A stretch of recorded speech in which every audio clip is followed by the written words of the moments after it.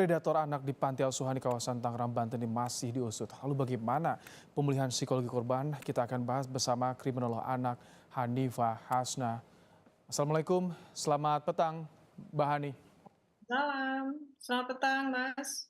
Mbak Hani, panti asuhan tempat yang seharusnya menjadi tempat berlindung bagi anak asuh, tapi ini ada peristiwa yang tentu miris sekali. Bagaimana harus menuntaskan kasus ini agar tidak terjadi, Mbak Hani?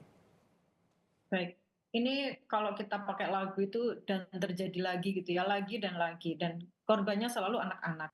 Yang dimana anak-anak ini adalah usia yang rentan sekali untuk menjadi korban dan dia tidak tahu bagaimana cara melapor. Ini yang seharusnya menjadi perhatian dari orang tua. Jadi menitipkan anak ke pesantren itu seharusnya mengetahui bagaimana mekanisme terkait dengan penjemputan atau pertemuan atau komunikasi. Ketika ada sebuah pesantren atau boarding school atau entah apa namanya, sulit untuk menemui anak, sulit untuk berkomunikasi, ini berarti sudah, ada pelanggaran-pelanggaran terkait dengan, kedekatan dengan anak gitu ya, karena hak anak adalah dekat dengan orang tua. Karena ketika tidak boleh berkomunikasi, artinya anak ini ketika terjadi apa-apa, orang tua tidak mengetahui. Nah, biasanya ini berkedok dengan pemberian ilmu gitu. Ketika dia tidak manut, dia tidak nurut, maka ilmu itu tidak bisa masuk kepada, siswa atau santri itu. Dan ini biasanya sudah terjadi turun-temurun sehingga semua anak di tempat itu sudah mengetahui, sama-sama tahu dan merasa bahwa ini adalah salah satu cara hidup di situ dan semua harus menerima. Artinya ada mereka menormalisasi hal ini.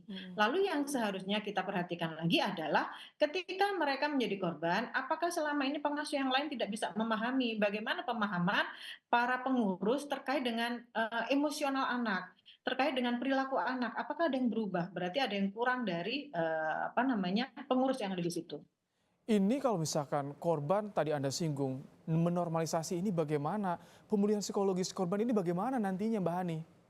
Iya, kalau pemulihan psikologis yang pertama adalah kita melakukan penerimaan terhadap emosionalnya, karena bagaimanapun juga korban ini pasti akan ketakutan. Jadi orang tua, pihak sekitar, mungkin dari kementerian dan semua orang nih, terutama orang-orang yang dekat, ini harus menerima si anak ini secara psikologis, memberi dukungan bahwa dia tidak bersalah, yang bersalah adalah pelaku, gitu ya. Karena mereka akan kehilangan harga diri, mereka akan ketakutan, bahkan mungkin mereka ada rencana untuk bunuh diri karena mereka sangat-sangat malu dengan kondisi yang sudah terjadi. Lalu membawa ke lingkungan yang aman, baik kepada orang tua maupun lingkungan sosial yang sudah ditunjuk oleh lembaga-lembaga sosial atau pemerintah untuk memberikan perlindungan terhadap mereka.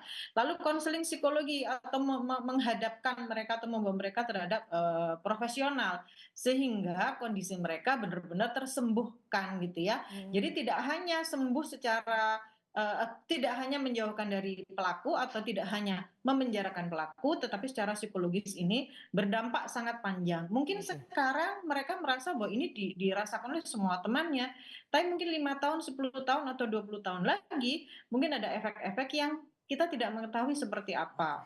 Lalu yang terakhir adalah pemberian rasa percaya diri, karena yang tadi saya sampaikan ketika mereka menjadi korban, pastinya mereka akan mengalami kerusakan emosional gitu ya, Hmm. permasalahan emosional yang membuat mereka menjadi tidak berdaya, tidak berguna, tidak berharga, apalagi ada stigma dari masyarakat. Mbak Hani, aturan seperti apa yang diperlukan untuk bisa mengawasi sekolah yang memiliki sistem boarding school, menginap, seperti apa agar orang tua juga bisa dapat informasi bagaimana kondisi keluarga mereka di sana?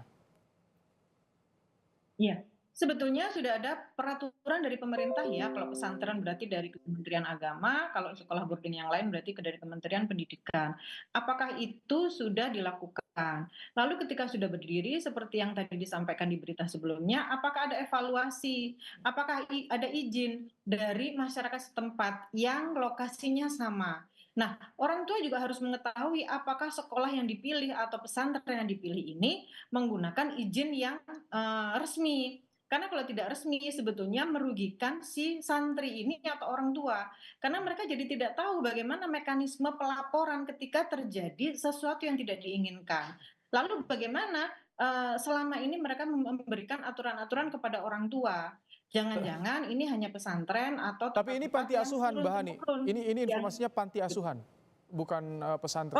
sorry, ini panti asuhan. Maaf, maaf, maaf, maaf. Hmm. Ya. Jadi kalau panti asuhan sama seperti yang saya sampaikan tadi bahwa panti asuhan itu bagaimana dengan izinnya. Kalau izinnya tidak sesuai, berarti kan ada kemungkinan-kemungkinan lain. Bisa Hmm. jadi mereka mengambil donasi dari yang tidak resmi Mm-mm. atau mereka tidak bisa mempertanggungjawabkan terhadap donatur. Tapi kalau resmi, mereka akan bisa melakukan ini Hmm. semua. Artinya dari sisi panti asuhan itu dan dari sisi masyarakat itu terjadi keamanan gitu. Baik. Jadi tidak ada pergesekan di masyarakat gitu. Baik, memang ada juga panti asuhan, ada juga yang pesantren juga sama kasus kekerasan seksual yang waktunya berdekatan. Itu yang juga jadi sorotan. Terima kasih Mbak Hanifah Hasna untuk waktunya di program Kompas Petang sore hari ini.